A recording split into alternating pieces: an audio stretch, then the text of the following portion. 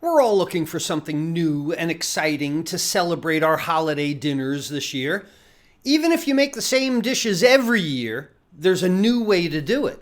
Serve the same thing, but serve it in a new way. And you've got a new holiday meal. That's what we're going to talk about. The 9 service styles for holiday parties.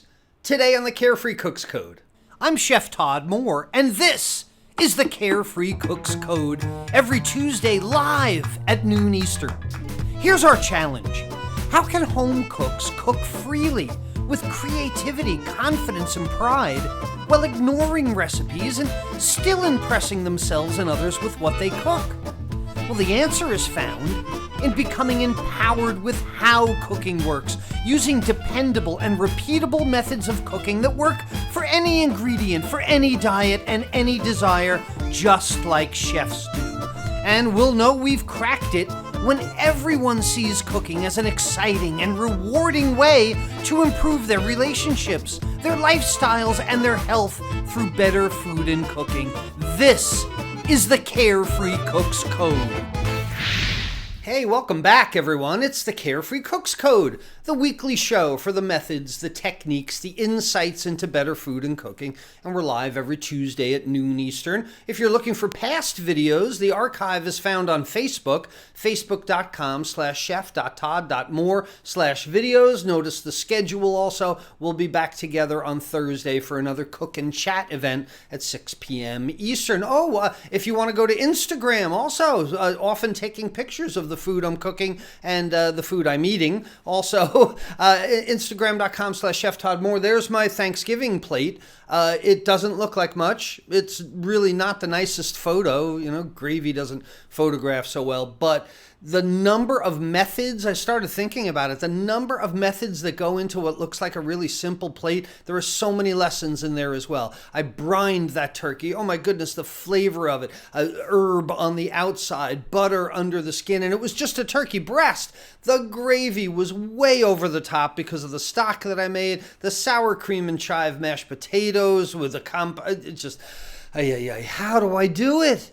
Well, the answer is found in this. I'm a carefree cook. I bring my friends and family together. I learn every time I cook. I practice my own cooking style because I practice pro methods and I wind up loving my cooking. That's how that works. Do you need to see that again? We'll say it again on Tuesday. Hey, happy holidays, everybody. If you're with me here in the U.S., a belated happy Thanksgiving to you. I hope you had the best meal ever this year, and I hope some of my tips helped to make it so. I know I saw some amazing meals in our Carefree Cooks community, which is, of course, the private community for all students that are enrolled in my courses. And speaking of which, we're welcoming so many more this week. All the people that have taken advantage of my 7 days of 7 great Cyber Week deals, welcome. You're coming into the Carefree Cooks community as well. That was part of the bonus package along with this year's Carefree Holidays t-shirt, a golden ticket to the workshop coming up. Oh my goodness, it's just too much to believe the value of that stuff. And if you missed any of the past 7 days, well, I've got a big announcement for you at the end of today's class you're going to be very happy about. So stick around because it's something you're going to want to hear. I've got a What Am I for us today. Oh my goodness, what is that thing? I'll tell you, it's in my kitchen right now. It's downstairs in a cabinet somewhere, and it only seems to come out this time of year, and I only eat the food that this thing works with. It seems like this time of year. I'll explain that when we get to it as well. Okay. Deep breath. All right. To be honest, I'm a little worn out today. I took my commitment and responsibility toward you and your cooking very seriously this year, as I do every year. All that has gone on in communities, in households, all over the world, it's been remarkable. So I'm serious. And when I say I'm going to do things, I do things. I've been doing this for 13 years now. I just don't seem to be able to stop. This Tuesday show is getting to be about 4 years old now. That's hundreds of episodes. So I commit to every one of you. But there are so much more of you now. I made this commitment when there was like 200 of us. Now there's thousands all over the world in every corner. So what I've done is I've gone through my entire archive. I have pulled out the best holiday cooking tips from the past 13 years. I've been posting them on my Facebook page as Holiday Classic videos. You got to see some of these things I haven't seen in 10 or 11 or 12 or 13 years. And the cooking instruction, I got to say, I'm proud of it. Man, right out of the gate, I hit it. The cooking instruction, I was on the mark, and I've been saying the same thing for so many years. It's always been good. But if you want to be entertained by a 10-year search for a hairstyle, if you want a little chuckle about somebody trying to figure out what kind of facial hair, check out these holiday classic videos that I'm posting on my Facebook. I've also been popping up live at least 6 days a week for the past month, right up to Thanksgiving, to give you the ideas and techniques for your holiday cooking. So I'm leaning in. I'm doubling down on my commitment to get you the pride that you need. I want to bring you pride. That's my main thing, the pride from serving a great meal. But this past week has been especially exhilarating for Heather and me. I've kind of felt like a Walmart greeter on Black Friday, as people are rushing the store, breaking, and I'm like, welcome, wait, welcome, well, they're whizzing past me, So thanks for joining us if you just did. Thank you for including me in my classes in your cooking this week. I really appreciate it, but we are not done.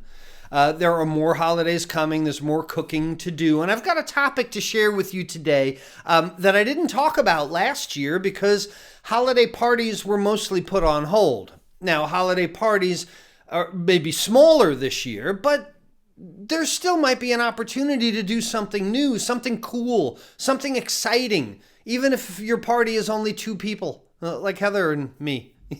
So let's talk about the 9 service styles for holiday parties. I'll tell you how I've used them professionally and personally in both of my lives, how I've done it for a few people and how I've done it for hundreds of people. So if you want to take notes, you may get some good ideas today about not worrying about cooking something new, but finding a new way to serve it. Changing that item. And I'll tell you, from a caterer, as someone who owned their own catering company for 7 or 8 years, did some very large events, did some very small events, had my own catering hall that people would come to. The service style was always as important almost than the food, because the wrong service style matched with the wrong food, or a strange service style, it doesn't work out. So I'll tell you how I changed some of my menu items as well to accommodate myself for these service styles. All right, so here we go. The first is an American service. An American service is where food is plated individually in the kitchen, served to diners. This is an easy one, right? This is when you go to a restaurant. When you used to go to a restaurant, like me, you order the food from a menu, guy scurries off, tells the chef about it, the chef puts it on the plate, the guy scurries back with your plate. Now, this is inherently flawed, and I think we're finding out about this now on a professional level. I think restaurants are finding new ways to change this whole thing, and this is way off topic, I'm sorry, but the tipping at restaurants infuriates me.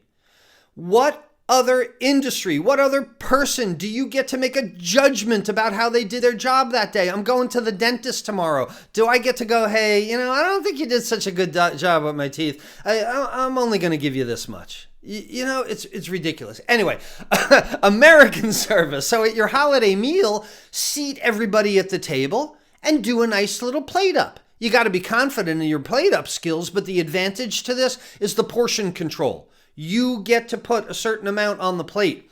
The other advantage to this is the appearance of the plate. I mean, you're probably going to swipe a sauce, or you're going to arrange things. You're going to think about all the classes that we've done in the past about appearance and presentation, contrast of shapes and styles, contrast of colors, contrast of textures, things like that. So it's a great advantage. The disadvantage is the time that it takes.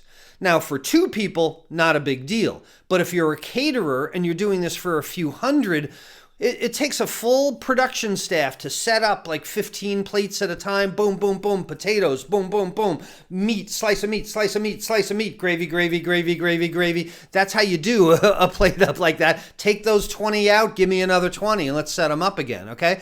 So in my catering company, my most popular dish was a soy marinated flank steak. Had it for dinner last night, as a matter of fact, okay? So this flank steak I have been making, I guess, since I was a kid, or maybe college time or something. But it's basically soy sauce, ketchup, a few other things, marinating a flank steak. The flank steak works really well. So number one thing at my catering company, we did a plate up with it. So in a more of like a corporate event where we do 10 people at a table or something like that, a private event, we do plate up in the kitchen, and you get a few bias sliced pieces of flank steak, the potatoes, the green beans, whatever it might be, and it gets served to you. American service. So for a holiday dinner, the advantage, again, you control the portioning, because the second is a buffet service. Buffet is where you get a display of all the prepared foods and guests serve themselves. So imagine I'm going to use flank steak throughout this. My soy marinated flank steak also went on the buffet. So we would cook 2 or 3 of them at a time, slice them, lay them in a steam table pan, put it on the steam table in the chafing dish, sauce it. One of the advantages of saucing things is that the sauce helps keep things warm. So the advantage of this is it's easy. You cook all the food, you lay it out there, you let them eat themselves. You let them eat themselves. You let them serve themselves what they're going to eat. The hot holding is really good. That American service, those plates get cold. Oh, and that's where, again, you always serve on warm plates. But the plates could get cold in American service. The disadvantage of all this is portion control and appearance, the direct opposite of American service. So, have you ever seen people at a buffet filling there, putting the dessert on top of the mashed potatoes and the gravy and stuff? It drives chefs crazy to watch people plate their own food off a buffet. So, your holiday party, no matter how many people, you could lay it out as a buffet, and then you get to enjoy the party a little bit more. If you're doing plate up, you're working a little. If you're doing American service, so the buffet gives you that labor time back. You lay it out, you let people serve themselves, and you could set up a buffet with your lazy cookers, your stick boiling bag things. You can keep stuff hot that way as well. A cool way to up the buffet is an interactive buffet service, and this is where there's a display of foods served to the diners that come up to the buffet. So you've seen this before. This is a carving station, right? This is a omelet station. This is when you go to brunch at the country club or something and they do your omelets for you. Okay, so my flank steak that was American service, plated up, brought out by a waiter, that was sliced, laid on the buffet for people to serve themselves, and put like salad dressing on my steak. They put the salad. You hear me stuttering? They put the salad, then they put the steak on the same plate, and they put the Italian dressing. That's not the way my steak was supposed to taste. So I just hate the buffet. But if I'm standing behind the buffet and I slice the flank steak for them, I give them a slice or two. I make them ask for more if they want it, and I'm able to control the portions. So the advantage of this, again, gets back to portion control. I always loved doing these action stations when I was a caterer because I got to talk to people. I got to interact with them, see them. Otherwise, you're just like a statue standing next to the buffet. But the disadvantage is the labor. You got to stand there and serve people. But I'll tell you, from a professional caterer standpoint and from an impressing your guests standpoint, this is very, very impressive. I mean, this is really, really cool. I had so many interactive buffets on my menu as a caterer because the perceived value of it is so high. So that you could charge a lot more than just a chafing dish of flank steak. If I'm standing there and carving it, I can charge more for the labor. I did a pasta stir-fry station at so many events. So you have penne pasta, you have spaghetti, you have tortellini, an assortment of them. You have diced tomatoes, garlic, all the things imagine can go into pasta, red sauce and a white sauce. So people come up to the buffet. the interactive buffet, I could certainly just put spaghetti in the steam table. They come up to the interactive buffet. Sir, would you like tortellini or spaghetti? You put it in the pan. Would you like some garlic? You're talking to them at the same time. We did a cake fry station. One of the most profitable things I ever did as a caterer because cake doesn't cost much. But same type of thing at dessert. We would have the portable burners, melt butter in the pan, cubes of pound cake, sauteed in butter, not bad, and then a chocolate sauce or a strawberry sauce that would be warm, ice cream, whipped cream. It all starts to melt. It was awesome. It was like 50 cents worth of material, and I don't know what we got, $17 a person for it or something. That was a long time ago. All right, next thing is Butler Service. Butler Service is where guests serve themselves from a platter that a server brings around. So this is great for your stand-up cocktail party. This is great if you're having just a holiday hors d'oeuvres kind of thing. I'm sure there's somebody that you could pay a few bucks to just to pass hors d'oeuvres around, or you are then the butler server. You get to go, hey, look at these little Franks and blankets that I made. Hey, check out the spanakopita. Look at this, is really delicious, and you can tell people about it. It gives you an opportunity to mingle with guests as well. Like I said, only 2 people for me and Heather, and I do this.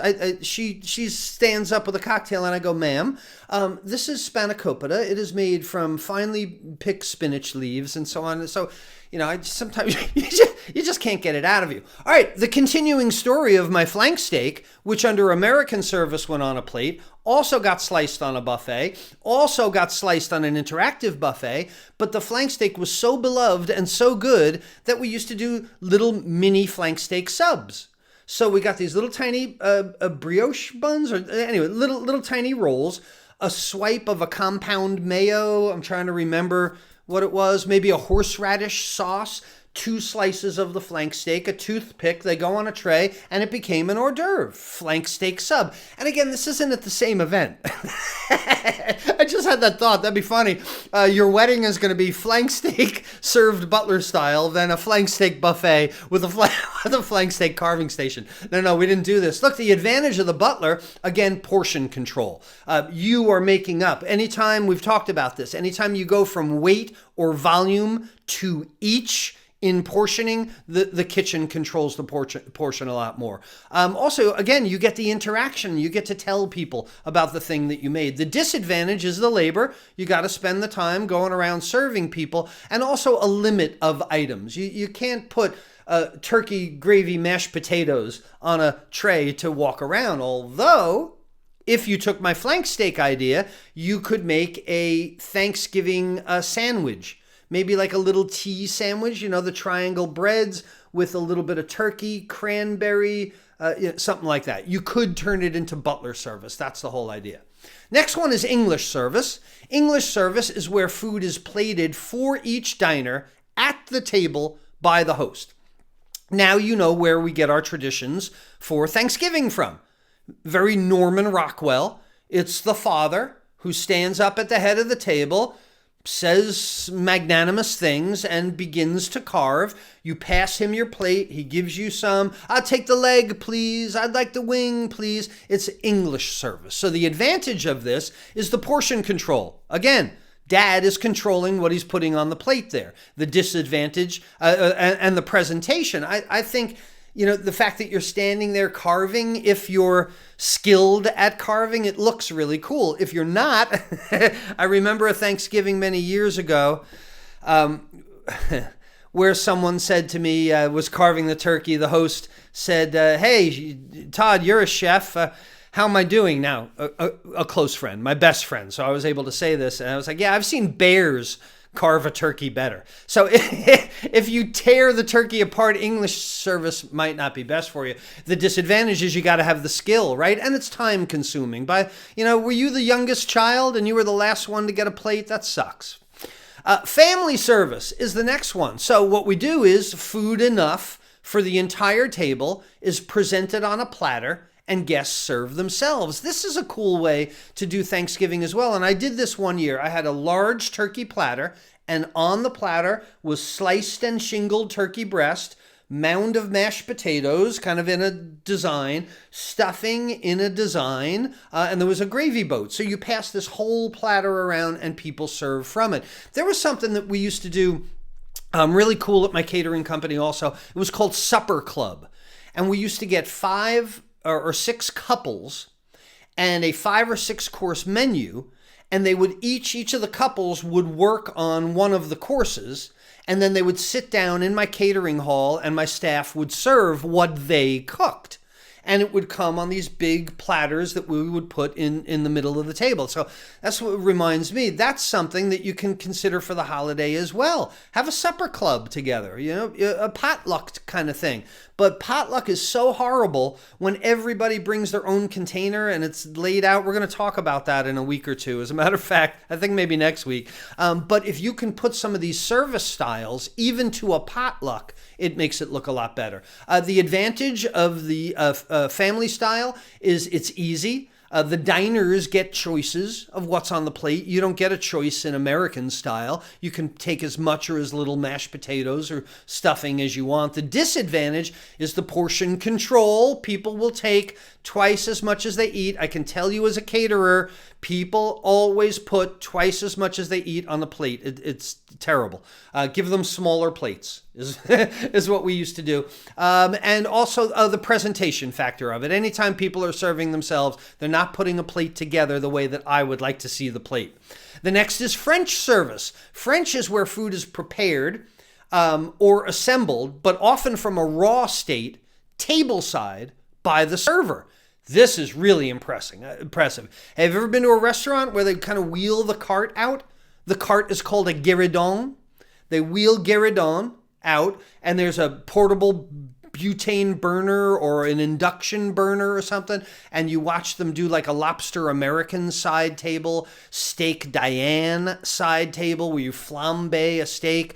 There was a restaurant I used to go to in Baltimore, probably my favorite restaurant in the entire world, and they used to do a coffee drink tableside where they would flame rum and caramelize sugar around the edge of a glass and so on. It's French service. So the other is a salad, like a Caesar salad is often done tableside. So you don't have to do your whole meal this holiday season French style, but what if you tossed up the salad? Beforehand, a little bit of garlic and Caesar dressing, and then you can serve everyone. That at least starts the meal, in a kind of impressive way. The advantage of this, schmancy, fancy schmancy. It looks really cool. The disadvantage, you got to have the skill to do it. You got to have the equipment to do it.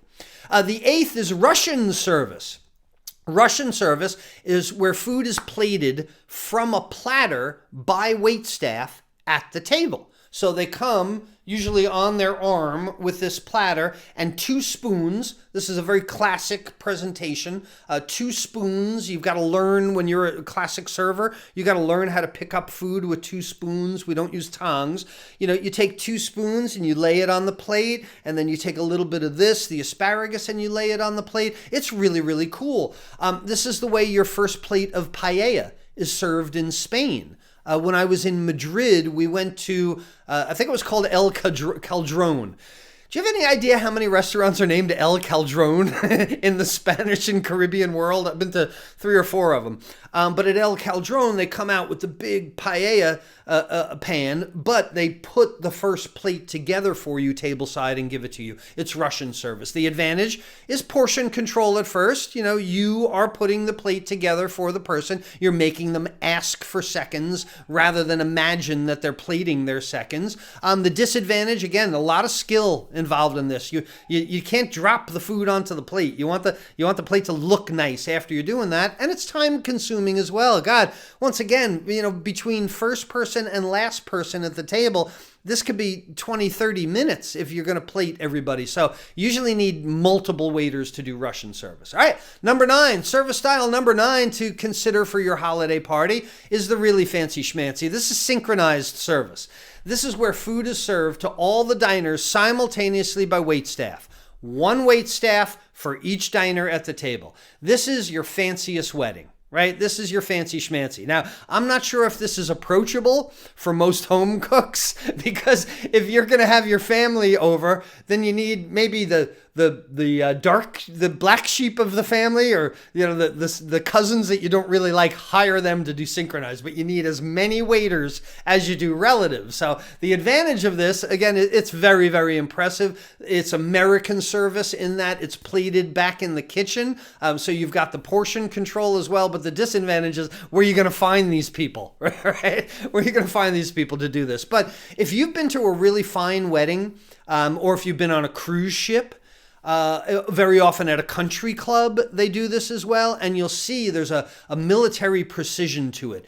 8 waiters will approach a table. They all stand right over your left shoulder. They stand for a minute together. They all look at each other. If there is a captain of the kitchen, if there is a maitre d', he's generally standing behind them, and he'll make some kind of sound or a clicking noise or a hup, like that, or just something that alerts them, and every plate gets dropped at the same time. There's a precision to it as well. So here it is. American service. What are you thinking about? Could you plate up in the kitchen? Buffet. Let them have at it. Interactive buffet. Come on up. Serve yourself the side dishes, but I'll carve the steak for you. The Butler Service, where things are passed, you get to talk about it. English Service, where you magnanimously stand at the head of the table and carve. Family Service, just put it in the table, let them have at it. French Service on a guéridon, prepared from raw steak at tableside. Russian Service from a platter, plated at the table. And Synchronized Service if you have as many staff members as you have guests to do that as well. And as you're thinking about your holiday menus this year, I just want you to stop and give a little more consideration to the service style as well, because there are advantages to all of them. And when you match the item with an appropriate service style, it gives your meal extra value, extra presentation value and appeal. It makes it really memorable, okay? Wow, there was a tremendous amount of great holiday cooking going on inside our Carefree Cooks community this week. So I wanted to touch on just a few of them, because I wish I could just sit here for a half hour and go, look at how amazing that is. Look at how great that is. Oh my God, I know that person. I know that name. They started a year ago and they were embarrassed of their cooking. Now they're proud of it. I know that person. I've seen their journey. I'm so proud of all of you, but I only have a minute or so to welcome. Oh, and say Happy Hanukkah to everyone out there. Carol is starting with potato latkes. We've got latkes all over our community now. That's really cool. Vala made her first gravy, her best ever gravy this year, she said, because she discovered the thickening power of making a good roux. This was a good story too, and it's something that hurts my heart a little bit, because it's such a shame. She figured something else out, Vala did. A realization that many of us eventually come to when we really start to explore cooking. You come to a realization that your mom wasn't always right. She did things. Very often your mom did things only because that's the way her mom did it, your grandma. And then if you ask grandma, she has no idea why she did that way. So Vala, I'm so glad that you're not going to be using a flour and water slurry to thicken sauces anymore. You have the butter, tasty flour of roux. Nice job, Vala. That's really cool. Christine says, hands down, the most flavorful, the most moist turkey ever. Her secret? Some nutty chef on the internet introduced her to a thermometer so she could quantify the cooking instead of guessing at it. There's stuffing under the skin. It looks like there's orange peels under the skin. Bottom up cooking method, because it's nice and brown and moist inside. I am so proud of your pride, Christine. Nicely done. So what happens after the big meal? Well, Carefree Cooks go back to work. It's stock day in Sue's house. 2 carcasses in a 16-quart stock pot with a temperature alarm on the back. I like that to keep it from boiling. That's going to be some great soups and sauces in the future. Frank knows too. He's absolutely right when he says never throw away that turkey carcass. It makes the most flavorful soups and sauces. I love how clear his stock is in this soup, man. Just about smell it, right? I'm so happy about this holiday, how everything went for all our Carefree Cooks everywhere. I saw very few epic fail posts. There was 1 or 2 maybe, but I think a lot of that came down to people depending on equipment and not their eyeballs as much, And plus, look, the mess ups, they always provide the best learning lessons, right? So don't worry about any of those mess ups. You learned from it. They're valuable. The mess ups are valuable. All right, let's get back to the what am I here. This thing is a nutcracker. It's a fulcrum lever kind of device. You put a whole walnut in there. I have one. I love it. But like I said, it's funny. I don't buy whole nuts, like in the shell nuts. I eat almonds and peanuts like crazy, but shelled and roasted usually. I roast my own almonds. But for some reason, the walnuts, the pecans in the shell, holiday time, I like cracking them open. That's a nutcracker. I like it. Anyway, hey, do you know someone whose food is really good, but their presentation is really bad? Please share this video with them so they can find the service style that complements the effort that they put into making their meal. And here it is. Here's the big announcement that I've been teasing since the beginning of class. My incredibly amazing, fantastically outstanding Cyber Week sales event was supposed to end last night at midnight. But it's been too good. Our customer service got inundated with people with questions, and I want to make sure we have the time to answer them. Plus, my mission is to bring as many home cooks into our movement, to enlighten, to empower, to encourage them toward cooking with creativity, confidence, and pride. That's my mission. Why would I ever stop? If my Cyber Week offers are the catalyst that finally gets someone into their kitchen, cooking their own food at home, or is the catalyst to help them make their cooking go further, deeper into their culinary journey, why would I ever stop? Let's keep going. So I'm going to extend all 7 Cyber Week offers for another 48 hours so everyone who wants to join our movement can. I don't want anyone to be left out. I don't want anyone regretting that they ignored such a great opportunity. And I'll remind you also that my Cyber Week deal comes with the over-the-top bonus package for free. You're going to get this year's Carefree Holidays t-shirt worth $35, a golden ticket to my holiday cooking workshop in December worth $99, a membership in the Carefree Cooks community on Facebook, which is just plain priceless. So go to webcookingclasses.com/cyber to see all 7 of the deep discounts that have been extended through Wednesday midnight. So until next Tuesday, when we take even more steps toward cracking that Carefree Cooks code, this is Chef Todd Moore reminding you that there's a method to your holiday cooking success. Bye, everyone.